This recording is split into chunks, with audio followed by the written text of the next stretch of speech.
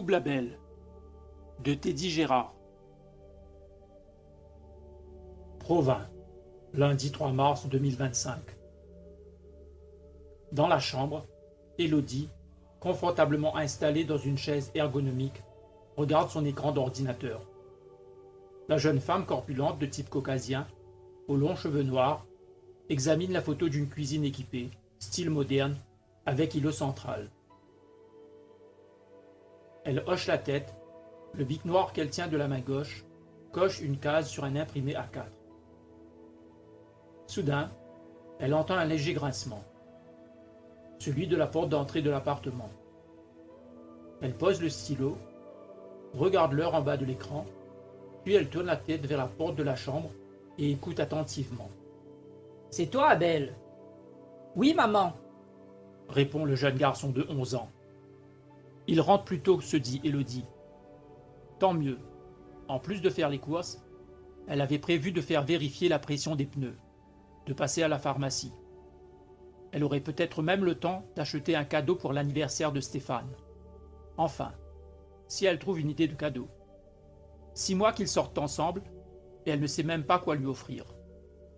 L'adolescent, en chaussettes noires, jeans, t-shirt Moschino bleu ciel, soulage ses épaules de son sac à dos bleu plein à craquer. Il pose son fardeau quotidien près du canapé blanc et gris. Il passe machinalement la main dans sa coupe dégradée, tout en se dirigeant vers le frigo. « Tu rentres plus tôt que prévu ?» lui dit sa mère en se levant et en se dirigeant vers le living room. « Le prof d'espagnol était absent » répond son fils unique en prenant une briquette de jus de fruits. « Rien sur Pronote, comme d'hab. » Les yeux verts pleins de tendresse, sa mère lui sourit. Lui, il sourit, l'air fatigué, prend la paille et l'enfonce dans la briquette. « Ça va ?» demande-t-elle. Il hausse les épaules en aspirant une gorgée de jus de pomme. Elle sourit de nouveau en constatant que son fils, comme d'habitude, ne peut pas résister longtemps à l'appel du canapé. La porte d'entrée grince de nouveau. Élodie tourne la tête, se demandant comment c'est possible, puisque la serrure biométrique est programmée pour ses empreintes digitales et celles de son fils. Abel allume la télévision. Il ne voit pas la stupeur qui se dessine sur le visage de sa mère. « Ben quoi ?» demande Abel en refermant la porte. « Pourquoi tu me regardes comme ça ?» Tout en continuant à regarder en direction de sa mère, du pied gauche, le jeune garçon enlève sa chaussure droite. Il porte son jean noir et son t-shirt blanc « Je peux pas, j'ai console ». « Qui c'est, maman ?» demande Abel dans le canapé, déjà captivé par les tribulations de Rasmo et Rapido. Complètement ahuri par la situation, la gorge nouée, Élodie sent ses jambes faiblir sous son poids. Elle tend la main droite pour s'appuyer contre le mur. Elle tourne la tête vers le canapé, constate évidemment que son fils y est. Elle regarde ensuite vers la porte d'entrée et voit son fils ranger consciencieusement ses baskets dans le meuble à chaussures. « Maman, qu'est-ce que tu as ?» demande Abel en avançant vers elle. Abel, dans le canapé, attendant une réponse qui ne vient toujours pas, se lève pour voir qui c'est. Et il voit un garçon qui lui ressemble et qui porte son jean noir et son t-shirt imprimé préféré. Leurs regards se croisent pendant qu'Élodie, estomaquée, reste immobile, bouche bée. « Maman, c'est qui ?» demandent en stéréo les deux Abel. « Non, c'est pas possible !» finit par dire Élodie. « Qui es-tu ?» demande-t-elle à celui qui vient d'arriver. « Mais enfin, maman, c'est moi ! Et lui, qui c'est ?» demande Abel en désignant de l'index droit l'usurpateur qui est debout près du canapé. « Ok, » dit Élodie. « Tu es un sosie, et là on est filmé. C'est une sorte de caméra cachée, c'est ça. Qu'est-ce que tu racontes ?» dit le jeune garçon, les larmes aux yeux. « Je suis pas un sosie, je suis Abel. Je suis Abel. » L'autre, qui était devant la télé, s'est rapproché. Il est maintenant près de sa mère. « Qu'est-ce qui se passe, maman ? C'est moi, Abel, lui !» Il balance la tête de droite à gauche, ne sachant plus très bien quoi dire pour prouver qu'il est le vrai Abel. Lui aussi, il a les larmes aux yeux. « Très bien, » dit Élodie, en regardant tour à tour les deux garçons. « Je n'ai qu'un seul enfant, ça c'est sûr. L'un de vous deux ?» Voyant la même détresse dans les yeux des deux Abel, elle ne finit pas sa phrase. Mais tous les deux ont compris. Le premier se précipite dans le canapé en pleurant. Le second s'assoit par terre contre le mur, pose sa tête entre ses genoux, essayant de cacher au mieux ses larmes. Une douleur, teintée d'incompréhension, coule sur les joues d'Élodie. L'un des deux est son fils, et ça lui fend le cœur de les voir souffrir. « S'il vous plaît, arrêtez de pleurer, dit-elle. Lève-toi, Abel, et viens avec moi. » La main sur son épaule, elle l'entraîne vers le canapé. L'autre Abel aussi a besoin d'être consolée, et comme elle ne peut pas être à deux endroits à la fois. Dans sa chambre, les yeux dans le vague, Élodie a le téléphone collé à l'oreille. Après la troisième sonnerie, elle entend. « Allô? Allô, Clara? Salut, chouchoute, Dit Clara. Alors, quoi de neuf? Clara, tu fais quoi, là? Demande Élodie. Je te dérange? Non, doucement le matin. Ok. Dit Élodie, en lui coupant la parole. Déboule chez moi, il m'arrive un truc de dingue. Quoi? Demande Clara. T'es enceinte? T'as gagné au loto? Arrête, s'il te plaît, épargne-moi ce genre de conneries. Ok, Dit Clara. le temps de faire une poche chez Madame Paul et j'arrive. Les deux Abel sont assis dans le canapé. Ils regardent la télé. Silencieux. De temps à autre, l'un tourne la tête pour regarder l'autre. Clara sonne à la porte. Élodie se précipite. À travers l'œilleton, elle voit une femme d'une trentaine d'années, rousse, cheveux mi-longs, souriante. Élodie ouvre la porte. « Salut !» lui dit Clara, en remarquant de l'inquiétude dans les yeux de sa meilleure amie. Elles se font la bise. « Merci, Dit Élodie. merci d'être venu. Écoute, déjà entre, je préfère t'expliquer le truc ici, et après on va dans le salon. » Élodie referme la porte. « Oula, suspense !» Dit Clara. « Alors, dis-moi, qu'est-ce qui se passe ?»« C'est du sérieux, Clara, et j'ai confiance en toi. Voilà. Abel ?»« Oui, je t'écoute. »« Dit Clara. Abel, il y a 2 Abel. »« Comment ça, 2 Abel ?» Demande Clara en pouffant de rire. Mais elle voit bien que le visage d'Élodie reste très sérieux. « Avance, et vois par toi-même. » Devant la vision des deux Abel, assis dans le canapé, devant la télévision, Clara reste un instant sans voix. « Putain !» Finit-elle par lâcher, les yeux toujours écarquillés. « Ouais, Dit Élodie, comme tu dis. Viens, on va parler dans ma chambre. » ajoute-t-elle en lui faisant signe de la suivre. Ok, Répond Clara, sans pouvoir détacher ses yeux de cette vision étrange. La porte de la chambre étant ouverte, Élodie voulant toujours avoir un œil sur eux. Les deux amis parlent à voix basse. raconte. Dit simplement Clara. Ben, Abel est rentré plus tôt du collège, et 5 minutes après, le deuxième est arrivé. Un sosie, c'est un sosie, Élodie. Dit Clara. C'est pas possible autrement. Non, Dit Élodie, en balançant la tête. j'ai posé à chacun pas mal de questions sur notre vie, nos habitudes, les vacances, son père. Ils ont répondu sans aucune hésitation. Chacun des deux est incollable, sur les moindres détails. Et ils ont tous les deux la cicatrice au bras droit. Clara sait évidemment de quoi il s'agit. Une chute à vélo quand Abel avait 7 ans. Le cul d'une bouteille dans l'herbe. Le morceau de verre s'était planté à tout juste 1 centimètre de la coudière.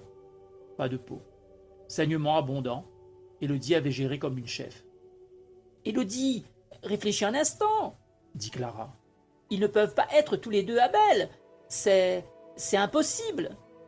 La tache de naissance, Dit Élodie. tu sais, sous son bras gauche. Non. Dit Clara, l'air ahuri. Si, Dit Élodie en hochant la tête. ils l'ont tous les deux. La même. Au même endroit. Exactement la même. Il y a un instant de silence. La mère de famille en profite pour jeter un coup d'œil sur ses fils. Et ce matin, il était habillé comment? Demande Clara. J'en sais rien. Ce matin, j'avais une migraine d'enfer. Je suis resté dans mon lit. Je l'ai entendu se préparer, mais... Ouais, bien sûr, je comprends. Dit Clara en hochant la tête. Alors, qu'est-ce que tu comptes faire? J'en sais rien. Répond Élodie, le regard dans le vague. Tu ferais quoi, toi? La police, tu y as pensé? Demande Clara. Et pour leur dire quoi? Rétorque Élodie. Non, non, vous ne comprenez pas. Mon fils n'a pas disparu. C'est le contraire. Un deuxième est apparu. Tu parles. Ouais, reconnaît Clara. c'est vrai que ça sent la camisole de force. Et imagine, Dit Élodie. je fais une main courante pour déclarer que j'ai 2 fils. Si David venait à le savoir, il n'aurait aucun mal avec son putain d'avocat à me faire passer pour une folle, une irresponsable, et avoir au final la garde d'Abel. Pas faux. Dit Clara. Clara pense. Maintenant qu'il y en a 2, vous pourriez avoir chacun le vôtre. Mais elle préfère se taire. Là, on ne plaisante pas. C'est du sérieux. Gérer le quotidien, Élodie sait le faire. Et elle le fait très bien. Mais comment gérer quelque chose d'impossible? On bouge pas le bateau. Dit Élodie. Il ne se tape pas dessus. Tu vois, il regarde tranquillement la télé comme 2 frères jumeaux. Pour aujourd'hui, je ne fais rien. Mais j'aimerais juste que tu restes avec moi cette nuit. On sait jamais.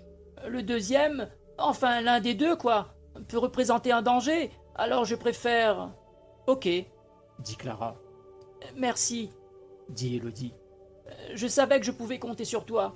Si tu veux bien, tu dormiras dans la chambre d'Abel avec l'un des 2 et l'autre dormira avec moi. Non, non, non. Fait la femme rousse en balançant la tête. Comment ça, non? Demande Élodie. Ça serait mieux qu'on soit tous les 4 dans la même pièce. Dit Clara. Et toutes les 2, on dort à tour de rôle. Oui, Dit la mère de famille en hochant la tête. tu as raison. C'est plus prudent. Tu aurais un truc pour nous défendre? Demande Clara en chuchotant. Juste au cas où. La batte de baseball de David. Répond Élodie, en parlant elle aussi à voix basse. Ouais, Dit Clara. ça devrait faire l'affaire. Sur la table de nuit en bois massif, la lampe de chevet est allumée. Juste à côté, le radio réveil indique 0h42. Face au lit, où Abel et Clara sont profondément endormis, Élodie est confortablement assise dans le fauteuil ergonomique, la batte de baseball à ses pieds.